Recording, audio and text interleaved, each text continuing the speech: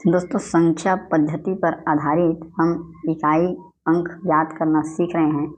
तो ये एक प्रश्न है दोस्तों, इसे बहुत ही आसानी से हम आपको हल करके दिखाएंगे, जो कि बोला है कि इकाई अंक ज्ञात कीजिए। तो 13 की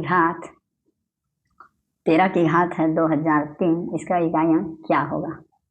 ठीक है, तो नियम से हम क्या करेंगे, इसे हम 3 की घात मानकर चलेंगे कि 3 की घात जो है 2003 है। यहाँ पर मैं लिखता हूँ कि 3 की घात क्या है, 2003 है। अब हम दोस्तों ये जो 03 है, ठीक है,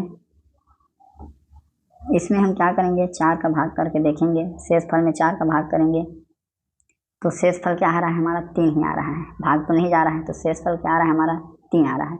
तो इस 3 को ही क्या मान लेंगे हम, 3 की घात मान लेंगे। 3 की घात 3 बराबर ये हो जाएगा 3 गुणा 3 गुणा 3, मतलब ये हो जाएगा 27। और 27 का जो इकाई अंक है वो क्या है, 7 है।